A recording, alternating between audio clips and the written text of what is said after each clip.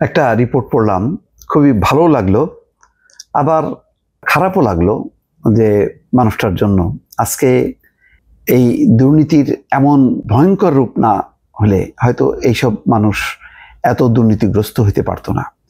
আজকে দুর্নীতির কারণে একটা পরিবারের সংসার তছনছ হয়ে গেছে, স্বামী স্ত্রী দুইজনই জেল খাটছেন। তারপরে সেই দুর্নীতিবাজ কর্মকর্তা মতিউর রহমানের ভাষ্য অনুযায়ী যে তার বাবা মারা গেছে, বাবাকে দেখতে পারেনি, মা স্ট্রোক করছে, বড় বউ তার সাথে জেল খাটছে, ছোট বউ কানাডায় ভেগে গেছে, মেয়েরাও নেই, ছেলে মেয়েরা দেশের বাইরে, আর তারা দুইজন জেল খাটছেন। আজকে বিচার চলছে তাদের, এবং আদালতের কাছে কাকুতি মিনতি করছে যে আমাকে জামিনটা দেন। আদালত বলছে যে অনেক অভিযোগ, 56 কোটি টাকার আত্মসাতের অভিযোগ আছে, এছাড়াও আছে সিরিজ অফ কারাপশন, সেটা বলছে, অসংখ্য দুর্নীতি, এটা এই পর্যায়ে ছাড়া যাবে না। এবং তখন আদালত আবার একটা কথা বলছে যে দুদকের জালে এখন হাজার মতিউর, তার তার মতন হাজার মতিউর এখন আছে বিগত আমলে, এবং নতুন করে হচ্ছে। বিগত আমলে কিছু লোক ছিল যাদেরকে আবার অন্যায়ভাবে জড়ানো হয়েছে, তাদেরকে মুক্তি দেওয়া হচ্ছে, কিন্তু মতিউর তো আর তেমন না। মতিউর সে অ্যারেস্ট হয়েছে শেখ হাসিনার সময়, এবং বাধ্য হয়েছে, তাকে বলি দিতে হয়েছে। ওই সরকারেরই আশ্রয় প্রশ্রয়ে ব্যবস্থাপনায় মতিউর আঙুল ফুলে কলা গাছ হয়েছে। কিভাবে? নিশ্চয় দর্শক আপনাদের মনে আছে, সেই 15 লাখ টাকা যেই উচ্চবংশীয় খাসি কিনে যখন ফেসবুকে পোস্ট করে হইচই পড়ে যায় যে উচ্চবংশীয় 15 লাখ টাকা দিয়ে উচ্চবংশীয় খাসি কিনলো। তারপরে কি? তারপর দেখা গেল উচ্চবংশীয় গরু কিনতেছে লক্ষ লক্ষ টাকা, এবং তাদের বিলাসবহুল জীবন যাপন, যেই দামি গাড়ি, তারপরে ফ্ল্যাট এবং ঘড়ি, এটা কল্পনার বাইরে।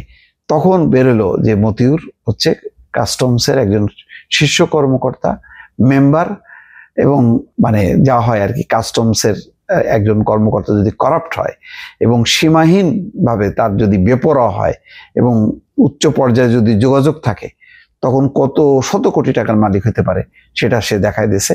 তাকে যখন নাকি পত্রিকায় হইচই শুরু হয়ে গেল, তখন বাধ্য হলো তাকে সাসপেন্ড করতে, পরে মামলা হলো।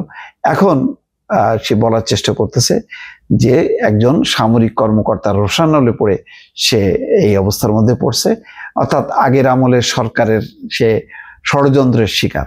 এই কথা বললে তো আদালতের মতন চলে, আদালত তার ওইগুলি বিবেচনা করবে না, আদালত দেখবে যে পার্টিকুলারলি তার বিরুদ্ধে অভিযোগ আছে কিনা। হ্যাঁ, অভিযোগ আছে। এখন সে বলতেছে আদালতে কাঁদতে কাঁদতে, মাননীয় আদালত, আমাকে যেদিন গ্রেপ্তার করা হয় সেদিন আমার পিতা মারা যায়, পরে আমার মা স্ট্রোক করেন, আমার সংসার তছনছ হয়ে গেছে। মাননীয় আদালত, দুদক চেয়ারম্যান বরাবর আমি যে চিঠিটা দিয়েছি সেই চিঠিটা একটু পড়বেন। আমি আর কিছু চাচ্ছি না, আমাকে যে শাস্তি দেবেন সেই শাস্তি মেনে নেব।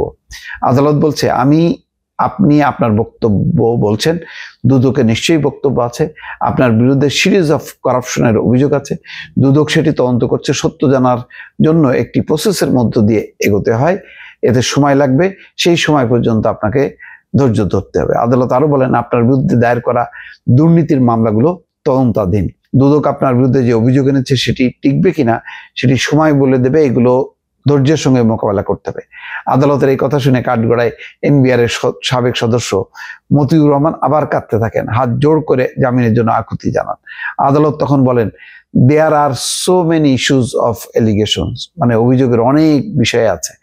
দুদক আপনার বিরুদ্ধে এই মামলায় 53 কোটি টাকার জ্ঞাত আয় বহির্ভূত সম্পদ অর্জনের অভিযোগ এনেছে, আপনার বিরুদ্ধে আরো অনেক দুর্নীতির অভিযোগ আছে। আদালত যখন একথা বলছিলেন তখন মতিউর কাঁদতে থাকেন।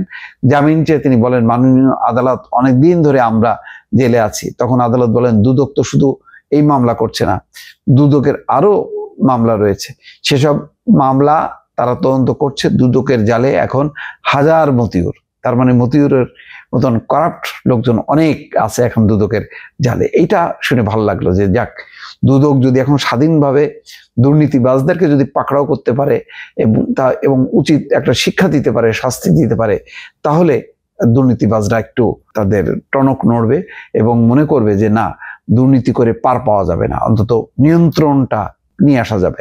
আদালত এই পর্যায়ে মতিউর রহমান ও তার স্ত্রী লায়লা কানিজের জামিন আবেদন নাকচ করে কারাগারে পাঠানোর আদেশ দেন। আদালতের আদেশের পর মতিউরের স্ত্রী লায়লা কানিজকে কাঠগড়া থেকে মহানগর আদালতের নিচতলায় মহিলা হাজতখানায় এনে রাখা হয়। এর 5 মিনিট পর মতিউরকে আদালতের কাঠগড়া থেকে পুরুষ হাজতখানায় রাখা হয়।